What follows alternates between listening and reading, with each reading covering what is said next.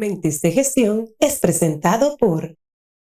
Bienvenidos a Mentes de Gestión, el espacio creado para hablar sobre los sistemas de gestión, calidad, riesgo, seguridad, en fin, las mejores prácticas empresariales. Como siempre, Arismendi Espinal, un servidor, y mis amigos y colegas auditores y consultores, Alexis Parra, José Abreu y Marco Arfao, estaremos con ustedes compartiendo temas que son tendencias. En el día de hoy, jóvenes, vamos a estar hablando de un tema importantísimo para la formación de los consultores. Y precisamente nos vamos a referir a la capacitación. Tremendo. ¿Qué les parece eso? Muy bien. Bien. Así debe ser. ¿Sigue siendo la capacitación un elemento estratégico en la formación de consultores, de auditores? ¿O es simplemente un requisito que hay que cumplir a nivel de sistema de gestión? Bueno, vamos a empezar entonces.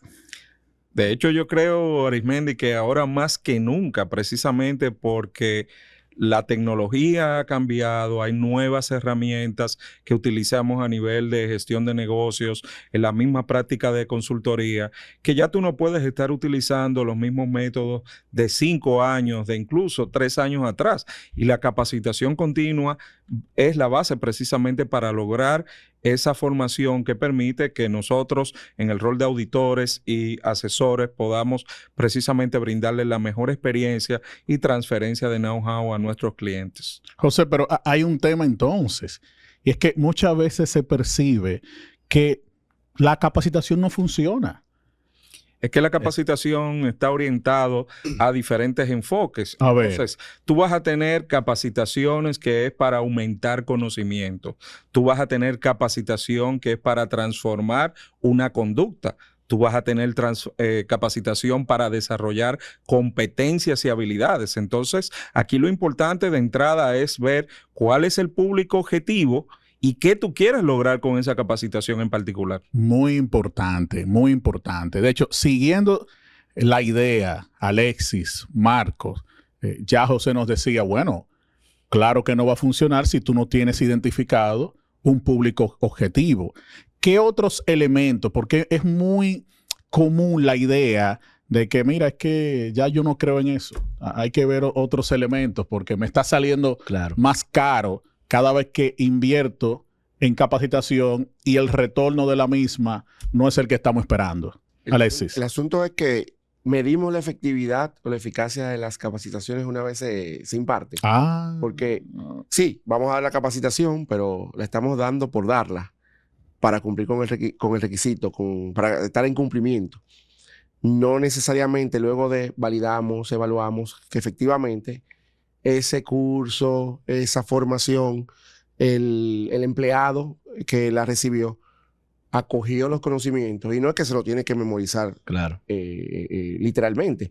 Es que sepa a partir de ahí y se ve una mejora en el proceso. Entonces, ¿cómo estamos evaluando la eficacia? Y de hecho, las normas, en sentido general, piden esa verificación de eficacia de las capacitaciones. También está la desconexión entre lo que es el contenido y el día a día de las empresas, que hacemos unos contenidos o se preparan unos contenidos para una formación que no está nada relacionado con lo que es el día a día o el contexto de la empresa. ¿Qué pasa cuando tú no das una capacitación enfocada a lo que es el día a día o lo que son los procesos de la empresa? Que al final tú tienes un personal que va a ver una parte teórica. Eso teórico, cuando va a ir a la práctica, no tiene forma de cómo vincular esa teoría a la práctica. Y en la práctica entonces dice, ¿y de qué me valió esto? ¿Para qué me sirve? ¿Qué voy a lograr con esto? Y al final digo, bueno, pues entonces, más de lo mismo. Y el año que viene la van a repetir. Entonces, el que no tengamos esa conexión directa de cuáles son las realidades que tiene la empresa que resolver, para las cuales hay que formar al personal, entonces trae problemas serios en la ejecución. Bueno, escuchándolo a los tres, creo que hay un consenso en decir, no es un tema de la capacitación, sino más bien el enfoque que se le da a la misma. Así es. Entonces, vamos a ponernos, a colocarnos del otro lado. ¿cuál sería, la pregunta obligatoria es, ¿cuál sería un enfoque o cuál sería un buen diseño de un plan de capacitación en función de lo que estamos buscando? En términos generales, lo que vamos a ver primero es la competencia del facilitador. Primero debe partir de una base metodológica. O sea, hay mucha gente que sabe, pero no todo el mundo sabe enseñar. Eso es lo primero. Entonces, tú tienes instituciones, por ejemplo, como Infotep, a nivel de República Dominicana, que se encargan de homologar las competencias para los facilitadores. Entonces, una persona que no sepa enseñar, por mucho conocimiento que tenga, no lo va a poder transmitir. Esa es la base número 1. La base número 2 sería precisamente cuál es el elemento que yo voy a necesitar para generar esos temas o contenidos. Si tomamos las normativas, obviamente, tú vas a tener temas que están enfocados a los requisitos, pero todos deben partir de aquellos elementos que te apuntan a la gestión de riesgo y a la detección de necesidades específicas que tenga el personal operativo, administrativo, para mejorar su conducta o para desarrollar habilidades. De acuerdo con eso, José. Adicional a eso, podríamos incluir el hecho de que cuando yo diseño una capacitación, debo diseñarla conforme al perfil a quien quiero dirigirme y considerar los roles, porque no va a ser igual yo darle una capacitación a una persona que maneja la parte operativa, que lo que no toma decisiones, que lo que hace es que repite una actividad, a diferencia de dar una capacitación a un personal en la organización que toma decisiones, sea de media o de alto nivel, que tiene que pensar. Entonces el reto ahí va a ser en el diseño, tú tener claro ese perfil de ingreso. Es decir, yo quiero sacar este producto, pero ¿qué voy a ingresar? Tengo que tener aquí ciertas competencias, como mencionaba Abreu, tanto del facilitador, pero también del participante, para poder diseñar una estructura, una capacitación lo más adecuada a lo que busco específicamente. Sí, pero también está el poder entender el enfoque desde la perspectiva del cliente, porque una cosa es el perfil de a quien tú le vas a dar la formación, pero también quien más sabe las necesidades del personal es talento humano. Ahí entra el vínculo directo con talento humano, que también talento humano sepa qué es lo que quieren desarrollar de su personal internamente. Porque en muchas ocasiones uno va con un temario, uno propone sin saber necesariamente cuáles son esas competencias que se requieren desarrollar y uno va creyendo que se la está comiendo. Y a veces ni siquiera las necesidades claras tiene ese recurso humano. No sabe qué es lo que está buscando. Saben que tienen que dar una capacitación, no sé, de calidad, pero no saben específicamente qué elementos de calidad son los que se deben tocar. Claro. Para saber dar la exigencia o el requisito claro a quien va a dar la formación. Si nos quitamos vamos a quitarnos de repente el rol de facilitador y coloquémonos el rol de consultor. José hablaba de entrada, de metodología, hablaba de diagnóstico, Marco hablaba de necesidades, Alexis lo reforzaba. Entonces, yo como consultor, se cae de la mata el que ya sea recursos humanos o el área que esté, me presente un diagnóstico o yo ayudar, contribuir con la empresa a hacer ese diagnóstico, porque al final es muy probable que tú termines dando la formación de esa gente. Sí. Es probable que tal vez le toque a otro colega, pero qué bueno sería que si yo te llamo a ti, llamo a José, llamo a Marco, ya de antemano yo le puedo dar un instrumento diciendo, mira, esto es lo que tenemos. Repara la formación basado en eso. Precisamente por eso la detección de necesidades. Y ahí participa precisamente el área de gestión humana. Pero a veces no es simplemente los contenidos, es incluso asunto hasta de formato. Todos hemos sufrido la experiencia de personas que nosotros tenemos con una alta expectativa en una formación y literalmente el facilitador se la pasa leyendo unos slides o pasando presentaciones. Cuando yo veo una presentación de 30 minutos, 45 minutos, que tiene 150 slides, yo sé lo que va a pasar.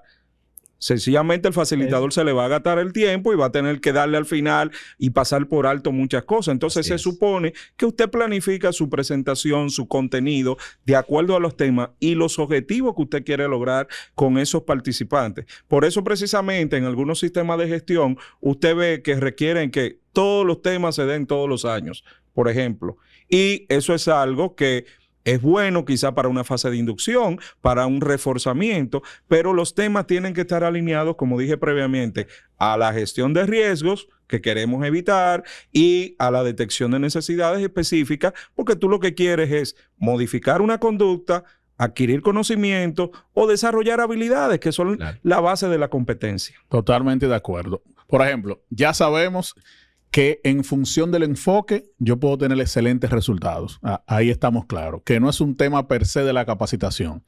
Que para hacer un buen diseño tengo que tener pendiente unos elementos. Sí.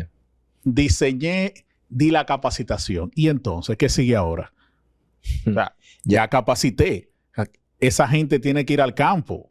¿Cómo yo voy a probar que esa persona adquirió esos conocimientos, esas competencias a partir de ahí? ¿Qué sigue luego entonces? Mira, con el comentario que hiciste ahorita, me llevó a la parte de la detección de las necesidades y cómo lo vinculo esto.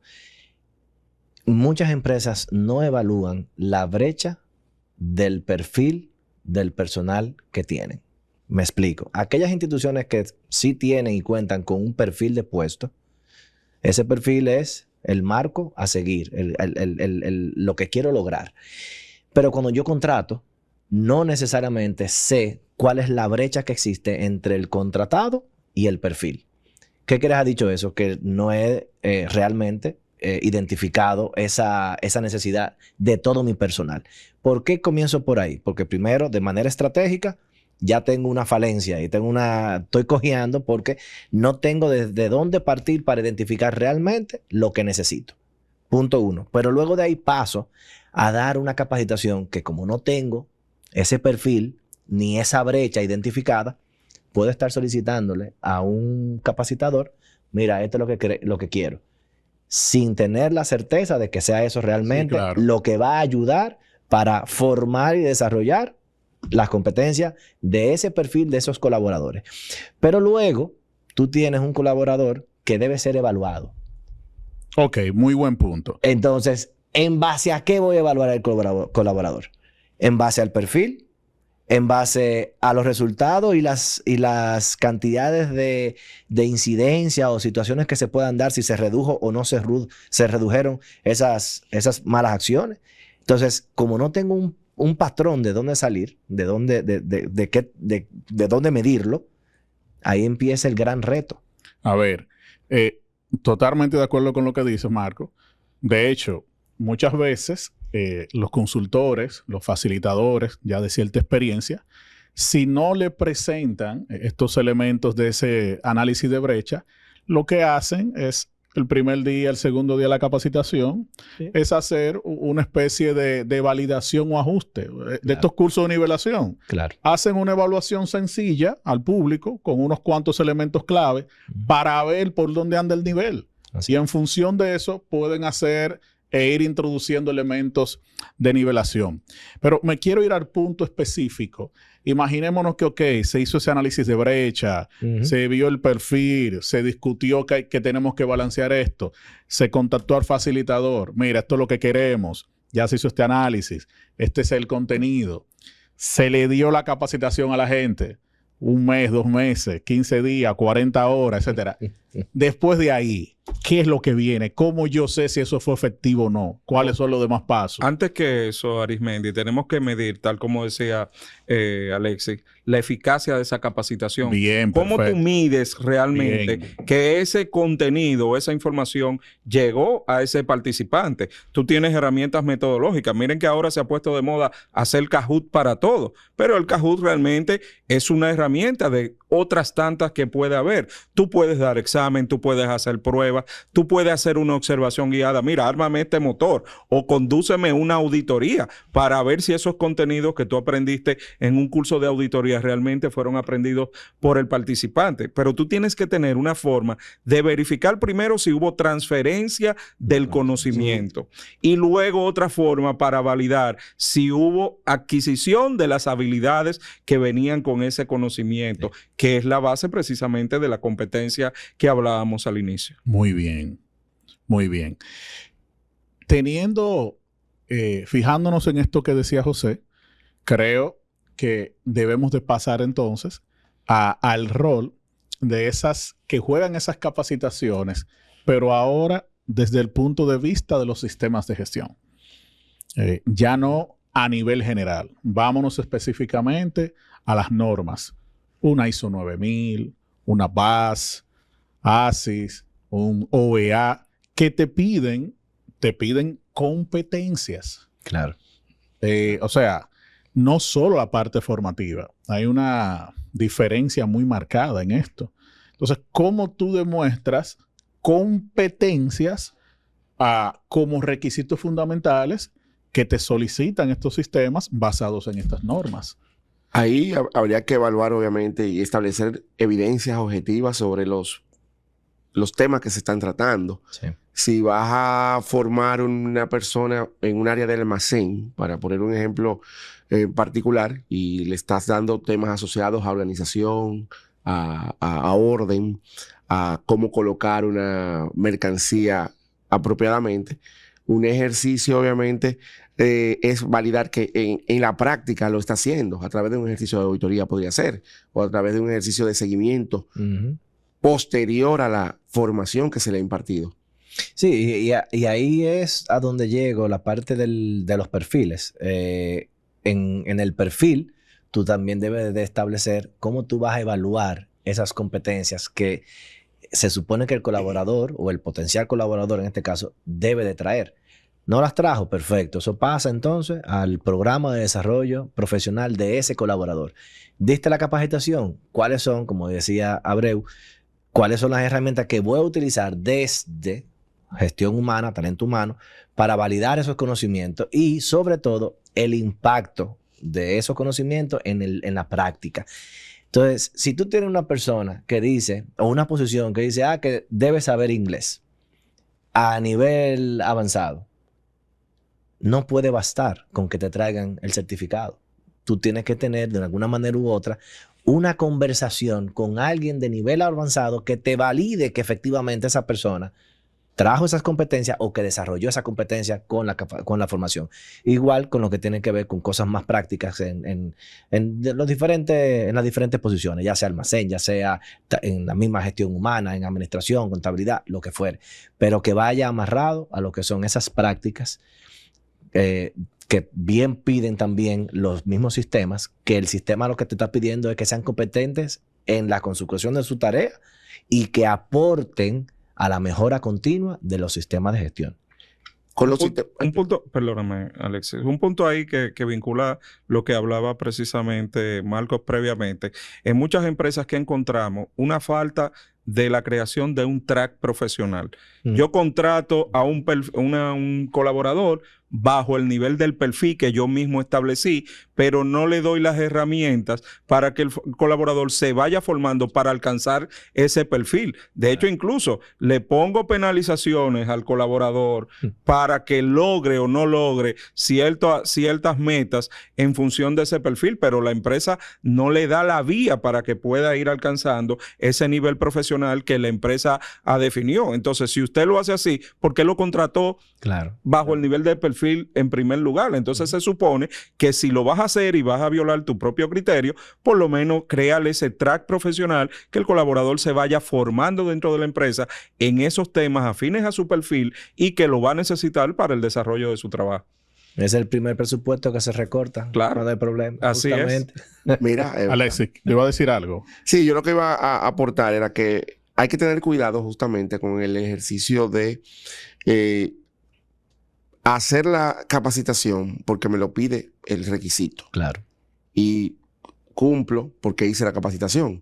Y más que eso, todo lo que hemos estado hablando desde el diseño, desde validar obviamente esa necesidad, donde efectivamente debemos nosotros hacer los esfuerzos a partir de los perfiles y demás, porque puede ser que tú en esa repetición, el sistema, lo que ocurra con el sistema es un desgaste. A partir de, y estás haciendo las capacitaciones, pero el personal lo que ve, pero me están hablando de lo mismo todos los años o todos los meses me están repitiendo lo mismo. Entonces, hay que tener mucho cuidado en ese sentido y considerar esos elementos como un aspecto progresivo. ¿A dónde voy con esto? A que debe diseñarse un esquema, un programa de contenido que vaya evolucionando, madurando sobre la base del mismo sistema de gestión. Porque no todas las normas te piden directamente un contenido particular, sino que tú determines cuáles son tus necesidades. Entonces, hay normas que sí, que eso sería un gran problema, pero hay otras normas que te dicen, determínalas tú. Pero independientemente te pidan el mismo tema, sobre el mismo tema, las cosas van evolucionando. Hay que evolucionar, sí. Y el personal que está ahí está trabajando y está evolucionando. Y de hecho, el punto que tenemos aquí ahora es ese. Las tendencias, hacia dónde se dirigen, cómo la formación a nivel de sistema, hacia dónde va, qué estamos usando ahora. Dentro del día a día de nosotros, que vamos a muchas empresas, podemos ver diferentes ejemplos. Ya hay empresas que están usando inteligencia artificial, otras están usando otros patrones, pero sabemos que cada una se adapta a lo que puede.